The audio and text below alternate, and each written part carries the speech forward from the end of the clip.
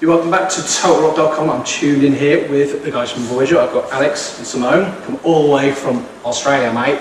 G'day. Just to be here with you right now, so I hope you bloody appreciate it. So yeah, it's been just over a year since you were in the UK. Last time you were here, I believe, was what, Bloodstock Festival last August? Yeah. Was that last year? Yeah. Feels like yesterday. Yeah. Yeah. Times have whizzed by. Yes. So welcome back to the cloudy, grey, gloomy UK. Oh, it was alright the last 2 days. Today's been a bit rubbish, isn't it? But yesterday was really nice. I saw you in Brighton on Friday, so you had some good weather down there. Yeah. It's actually been pretty bad weather in Perth for a long time, so... Oh, right. So yeah, we brought the... Well, we didn't bring the weather with us. Kind of we swapped weathers. I don't mind the kind of weather like today, though. It was fine, yeah. It's nice and cool. It's good, yeah. Tipping cool, lovely. So you're here for a couple of weeks, you're playing Euroblast next week, and then you've got Pop Power the week after, with some club shows in between all that. And yesterday you played the Space Rocks, which I think is the first time they've ever done it, I think. I've never heard of it before, so how was that? Because it was like just a 3-bill lineup. It was yourself with Anathem and another band, and that whole space thing going on. How into space are you? Well, we definitely, I think we may have dropped the IQ points in the room. So probably a few geniuses there. Yeah, there was a lot of intellectuals that really were authorities on space and the cosmos. Yeah. I mean, I kind of we'd stayed backstage for the first kind of hour or so, and then I thought, oh, I'll go check it out. I was expecting to open the door to go like a big club, as you normally do in venues before we play, loud music and people milling around, and I just kind of like open the door up and everyone's just very quiet. Just sitting down listening to some panelists speak. It was Stephen Hawking's daughter was talking about a book she released. So it wasn't until I walked out there that I really kind of realised what we were doing and just how unique it was. What a very interesting experience. And even on the stage, I said to our singer Danny, I just had to kind of just go, isn't this strange? Just that the gigs that we end up playing, just a few days ago. And how was the actual gig itself for you? Awesome. Yeah, it's awesome. The stage was enormous. It sounded amazing. It was just so professionally run.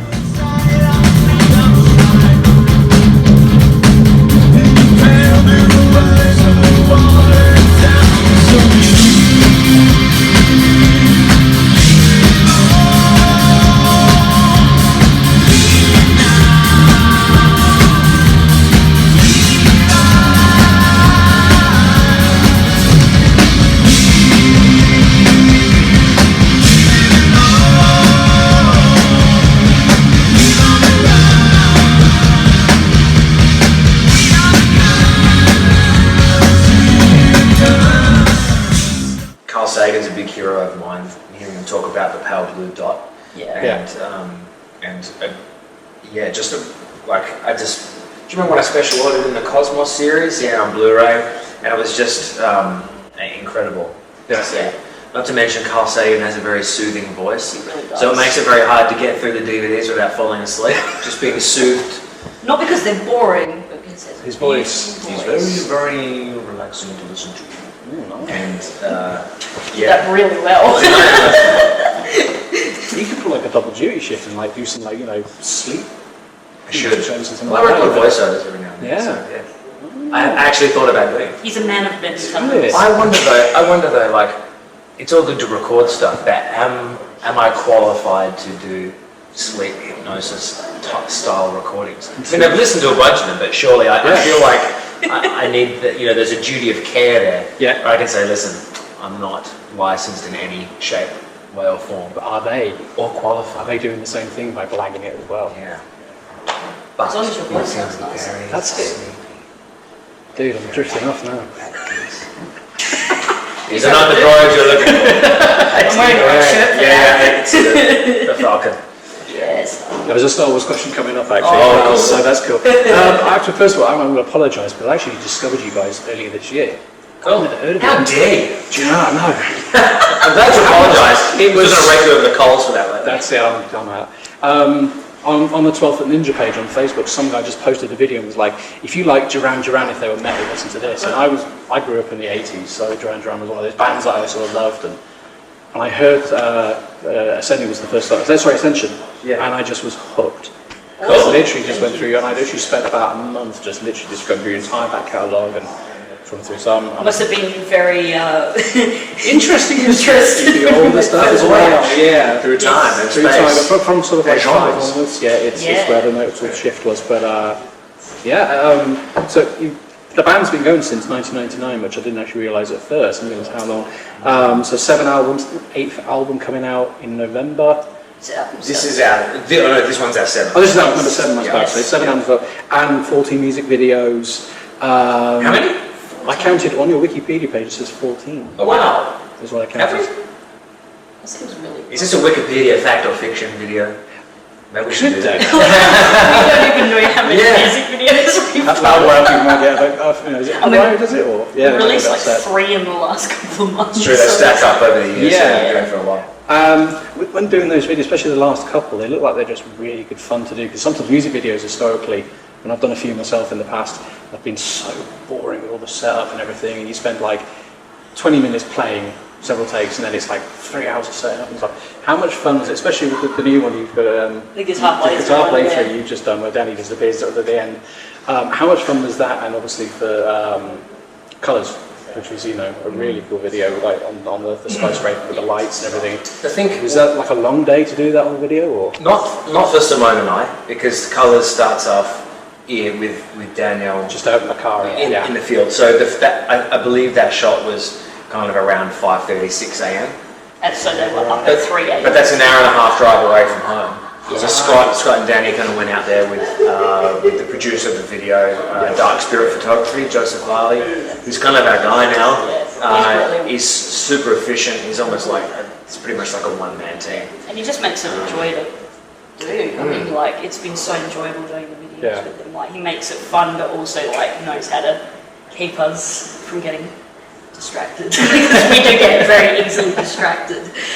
We do, yeah. So, I mean, like, it was a long day for that. And then, actually, typically, with shooting a video, right, so the weather has to be, like, the worst in, like, 3 months straight. It's just pouring down all day. And we're supposed to be playing on top of an open-air car park roof. and there's just, it's been bucketing down all day. Ash's drum kit got all wet, we had to cover it over with tarpaulin. Cleaning up beanbag rolls. Yeah, I had to clean up all the lads in the corner of a car park. The remnants of urine and hair. Some nasty beanbag balls, like lads sweep those up. That was styrofoam beanbag rolls. Yeah, somehow they. You never would have thunk it ever, but they're a real bitch to sweep up when they're wet. So, pro tip: just wait till it's dry. But I couldn't. But yeah, it was a really, really fun experience. Colours was, and we've just wrapped another video clip for another single, which will be out a little bit later, and that's. I can't wait for everyone to see that. Yeah, that was very fun. It was a very short and efficient shoot. Like maybe 5 hours. It was a bit more serious than the last few shoots we've done. I mean, Water and Bridge guitar playthrough was just. That was. You discovered you had a great time. Yeah, it was. It was just like, okay, because they want guitar playthroughs for every album, and they're just like, I'm so sick of doing like sitting in your bedroom, like just playing. Like, all right, let's do something a bit different. So, all right, let's mix it into a video is let's cool do a walkthrough. Yeah. Yeah. I can see that trend taking off. I think other bands might follow suit and just think exactly the same thing. Who really wants to see it? Why should we just play it in my room when we can make it a bit more fun? Make it interesting. Kill two birds with one stone. You do a video and also you get to do a playthrough. So. Well, it could be the start of a shocking and dangerous new trend. It's just like planking. Everyone's going to try and one-up each other. So it'll be guitar playthroughs on the top of Ferris wheels, bass jumping playthroughs. Skydiving. Yeah. Bungee jumping. There's a lot of potential there. But.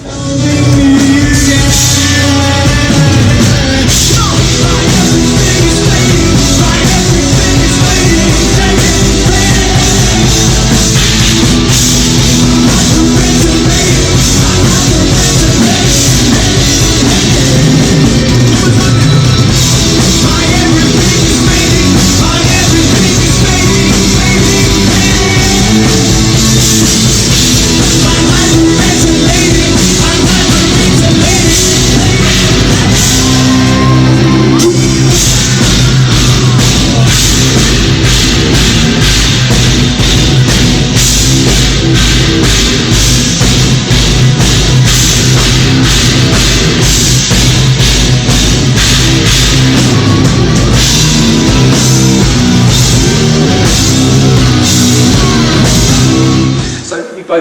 it 2011 you both were joined the band? I joined in 2005. Oh, 5, right, okay. Yeah. And I joined in 2007. Oh, of course you were in 5, yeah, and there was the band, because it is now, is from sort of 2011, I 2011, believe, yeah. Can you remember the first gig that you did as the 5 of you now, and how was Yes, it? it was Prog Power USA.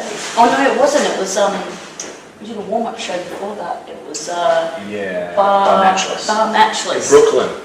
That's right. Yeah.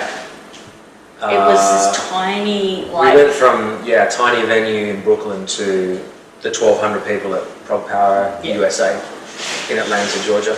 And Ash wasn't really even a full-time member yet. I mean, we wanted him to be, but he hadn't said yes yet. Yeah. We spent the whole tour just In doing it there, man. We love you, man. After like 1,000 years. But yeah, it was like this, we did this little club show to just kind of warm up. And it was like, I think the capacity was only like 40 people. 50 people, yeah. And it was sold out. Sold it out. It was packed and it was sweaty and a great time. And then Prog Power USA was just incredible. So it's like sort of two ends of the spectrum in like a short space of time and kind of... Yeah. I'm glad we did it that way around because... Baptism by fire, as they say, kind of got to be both. Ending the tour on a 50-person sellout, so like,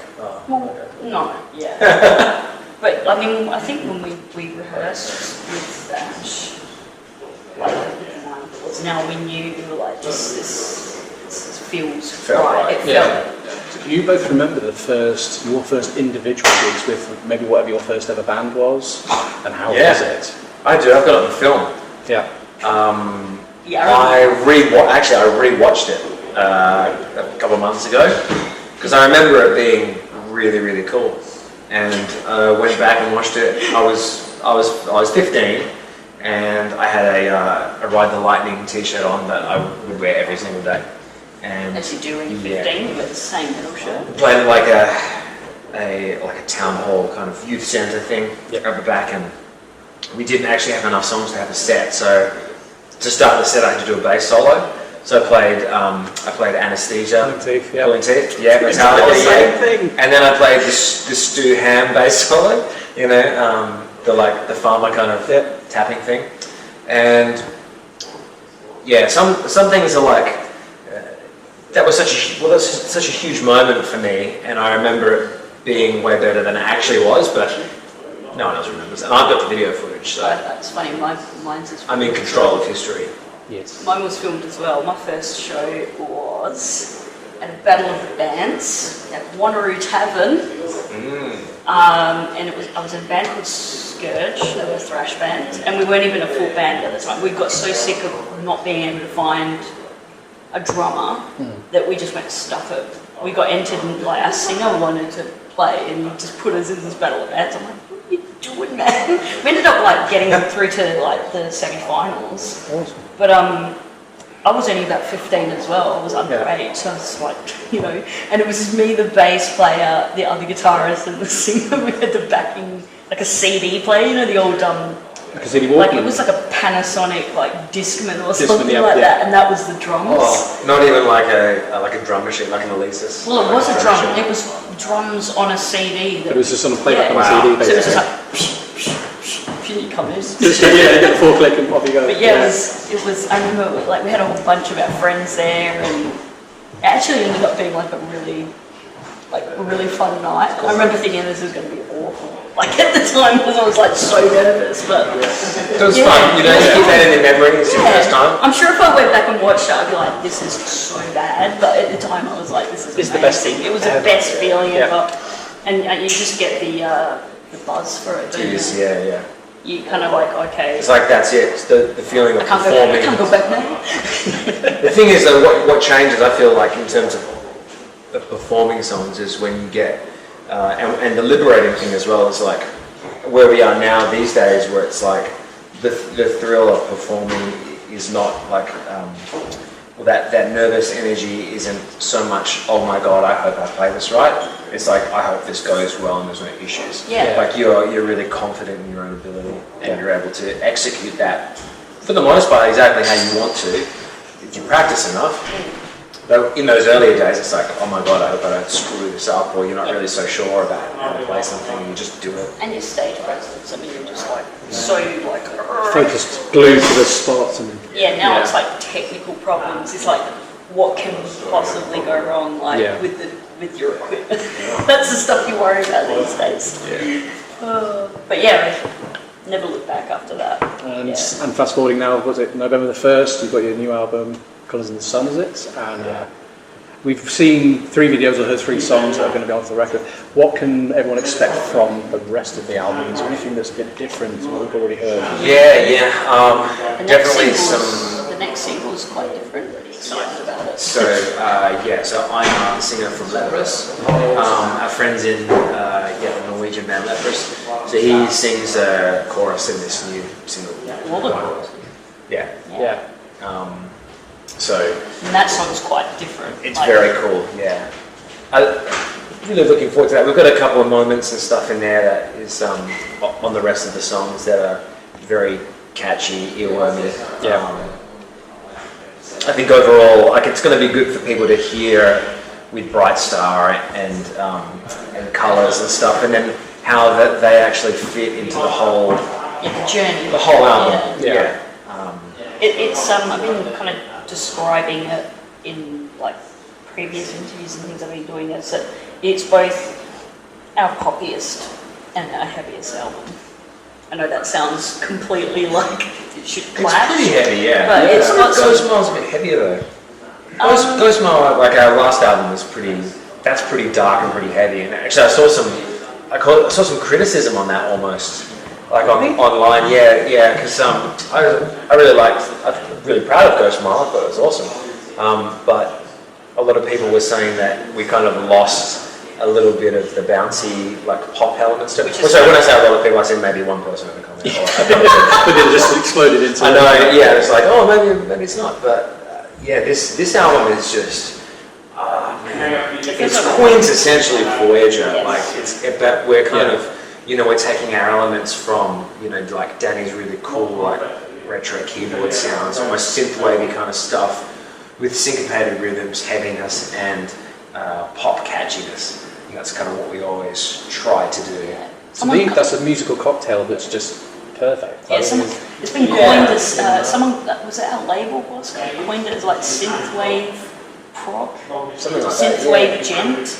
We're like, that's pretty close to what it sounds like. And all the songs that, like, they're really concise. We get labeled as a prog band all the time, but I a lot of the time feel like we're a pop band playing metal. Our roots from all of us individually come from metal, and then it's like we try and play a pop song, but it just comes out sounding super heavy, or very heavy and syncopated and stuff. So it's like, the whole album is very concise and deliberate in a really cool way. There's no like meandering and like experimental stuff going on. It's just like, bam, track after track of like really cool, hard-hitting, melodic, catchy songs. Yeah. Brilliant. I can't wait to hear it. Yeah.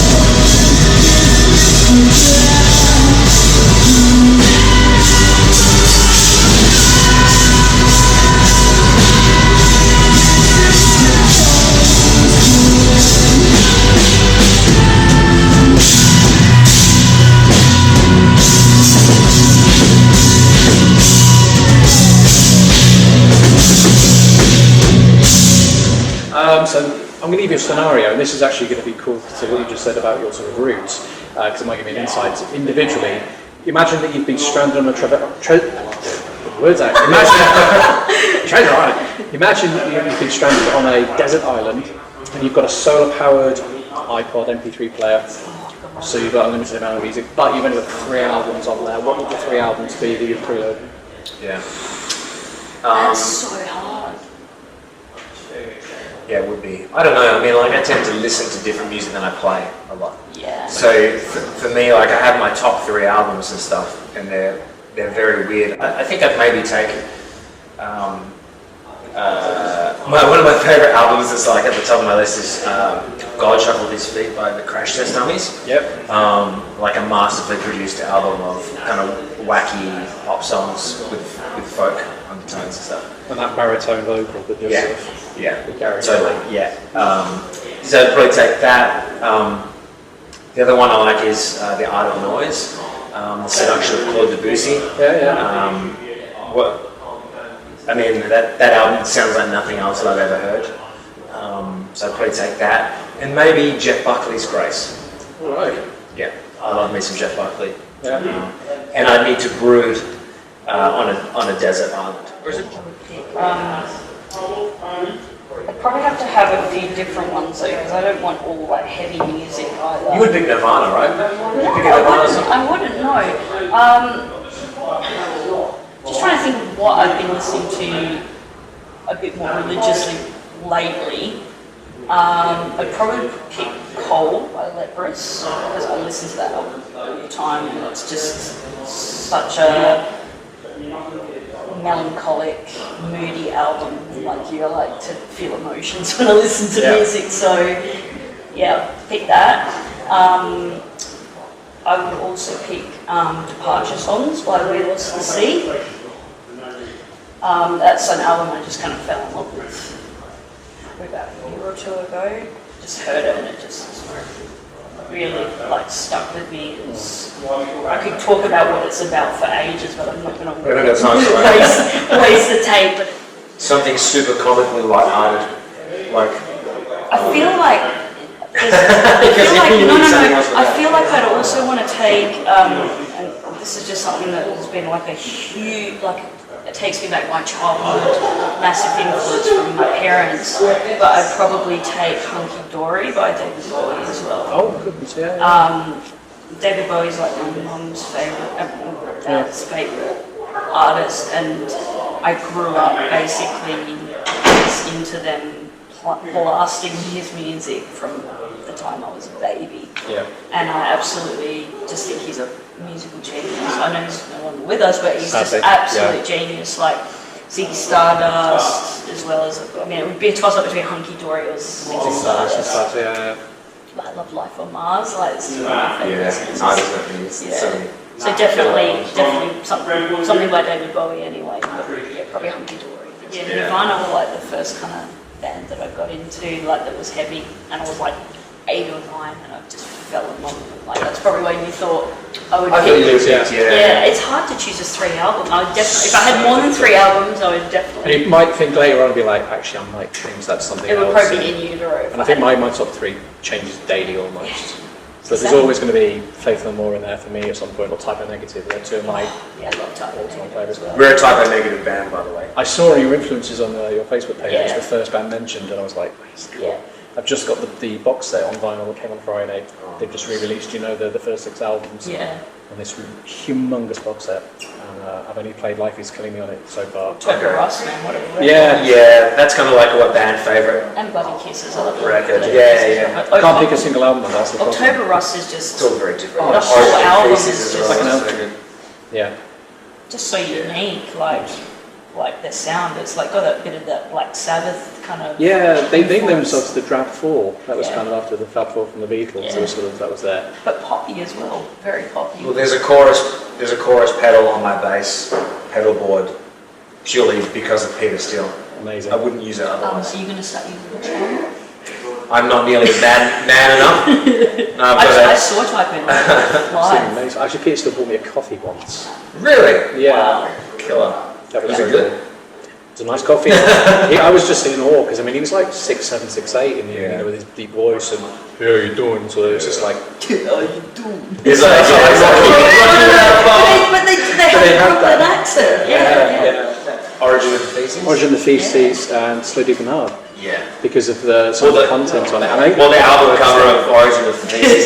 Well, this box set is like the complete uncensored, crystal clear, black and white Pete Steele's arsehole. Pete Steele's arsehole. Oh, so it's like Far Beyond Driven, Pantera original with cover. The screw in the I've got that on vinyl, the too. original artwork with a drill going up the arse. It's amazing. And I got pulled very, very quickly, and it was like I found it in a second-hand store for $10, and I'm like, I have to have that. Absolutely. Yeah, I love picking up like little knickknacks like that. You find vinyl, and it's like, I've got to keep that as a little collecting piece. And unfortunately, that sort of thing doesn't shock and awe like it did, I think, especially in the 90s, even into the 2000s. Nowadays, it's like Nicki nothing's Minaj. to do, go for it, anything. Well, Nicki Minaj First shaking season. her ass around in a video clip for half. It's hard to do anything that Gigi Allen hasn't already done, really, isn't it? I'd like to see a band where the singer does, roll around in feces and jump and punch people in the face. Just a sort of nostalgia, because obviously he's no longer with us for a long time, and I've seen some really old sort of dodgy footage from New York shows. And he was a character, right? Bloody hell, God, yeah, He was crazy. Undiagnosed bipolar, I think absolutely. Schizophrenia. Like that, like him is very fascinating as a person and an artist, and I found myself like kind of really like uneasy about him as a whole until I started to research him a little bit more. And then I realised it's like, I kind of think of Gigi Allen almost like the way I think of serial killers. Yes, like, I was just going to say that. Yeah, and like it's fascinating. Sociopaths and stuff like that, where it's like this, seeing someone in that headspace do stuff is very fascinating and interesting, because I was just so far removed from what I would ever do. Yeah. But also it's like, at the same time, it's like, that's horrible, and some of the things that he did were just irreprehensible. Completely. Yeah, it was horrific. Unnecessary. But also it's kind of like, this is a man that's, there's stuff underlying this that really is being ignored by everyone around him, including himself. The brains. What an interesting, completely different to character and figure in history that most people don't know about. A lot of people don't, and I think people should really be made. I think that they should do a biopic about Gigi Allen. That would be a great thing. They did a documentary. It is a documentary. Is it around the Murder Junkies sort of era? I think that was when he was. I mean, all this stuff's readily available on YouTube. I mean, like his funeral's on YouTube, where it's an open casket. That's right. And they're brothers and shit. Sorry. It's alright, I already dropped it. Murder Junkies or whatever. Yeah, they're just filming him and putting props with him and posing with his body. But he must have said, just do that. That's in the spirit of Gigi Allen. Yeah. He probably encouraged it. He would have encouraged that. He probably. It's not for everyone, but it's kind of it's fascinating to see. Yeah, sure.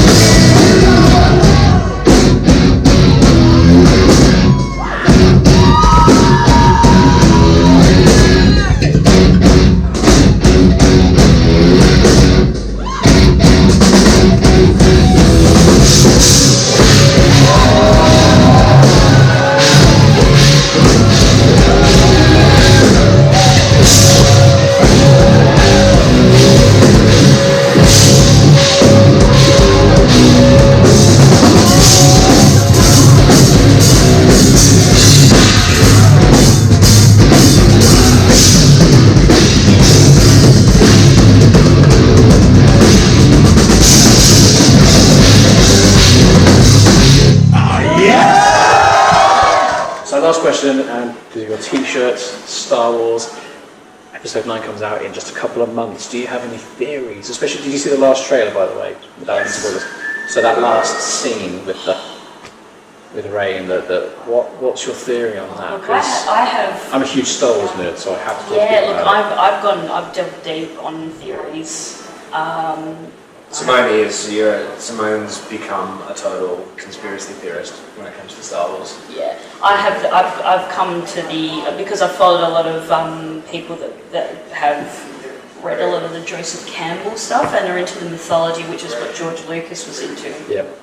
Which is still very much what they're following, the new directors in Disney.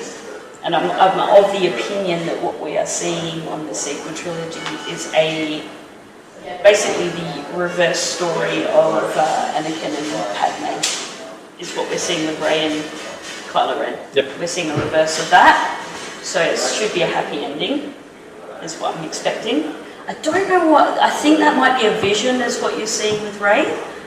Don't know whose. Because it's clever trickery with those trailers. They make you. Yeah. When you saw Last Jedi and you had all these theories, and then it was completely what no one predicted, because they cleverly made the trailer to just almost like divert you in one direction. But they didn't in some ways, because some of it was like they actually showed us that. Oh yeah, that was in it. They showed you. They said these two are going to team up. They're going to have an unlikely kind of allegiance and understanding. They're both lonely. They're connection. both got this power, and they've been abandoned by their parents, and yeah. But it's in that scene when Luke's training her, and he said you went straight to the dark side. You followed it. She was drawn to it more. So, and after hearing that and then seeing the last scene in that trailer where she flips, it's made me just think: is Kylo just going to go back to being Ben Solo, and is she going to go all dark? I think we're seeing a yin and yang. Yeah. Is what we're seeing with these two, and what it's going to be is a true balance of the light and the dark. I mean, you saw the Prime Jedi. I think it was a Prime Jedi in the temple. Luke was talking to Rey. The big meditating. Remember in the thing, and it was dark and light, and it had the suns. Either side dark of it, sun. sun, dark place. Yeah. And they've always said it's light and dark. But the whole thing with yin and yang is that you have the dark, but it always has the light, a bit of the light, and the light always has a bit of the dark. It's beautiful. They come together and balance each other out. It's fun. It just I think you need it, like, as you get older, you need to kind of still be a little bit in touch with a big kid inside sometimes, because life can be a bit crushing and grown up. Yeah, well, sometimes you see what's going on in the world and you're like, you know, entertainment is what kind of takes you away from it again, and distraction from that. Music as well. I say music as well. Yeah, art, entertainment. It's a beautiful thing. Fantastic. So whoever I'm looking at, enjoy it. Tune in for the second instalment of Star Wars talk. I need to stop wearing this stuff. I'm just going to get like, none of these interviews are going to go like... No, should wear something really that elicits a lot of interest in people, and like, oh, do you like that thing? And you're like, oh, no, I just kind of saw it. Maybe I should wear something offensive, so you can get people talking about that. Well, that is offensive to Star Trek fans. That's true. Wear a G.G. Allen shirt. Yes. You'll attract some really interesting characters. That'll be a good One that's conversation. really offensive. Hey man, smell my fingers. One where he's like, I don't know, like got his dick out or something, he's covered in shit, that's what he did, right? Yeah. That's one of many things. Amongst many Gigi Allen is an acquired taste. He is indeed. Check him out on What a YouTube. way to end the conversation. You can always bring it back to Gigi. Always back to Gigi. Have an absolute pleasure chatting to you both. Thank you Yeah, very it's been much. awesome, man. Thank you. Nice to actually have a proper... Yeah, it's That's actually great. felt like a proper chat rather than an interview. They're what I my favourite interviews. Yeah. Where it doesn't feel like an interview. It shouldn't. It should be like a chat. Yeah. Something you get to get to know And then you people. go, fuck, we've been talking for like 2 hours. I know. So fuck me. We have. Have we? We're actually need to go on stage now. No, we don't.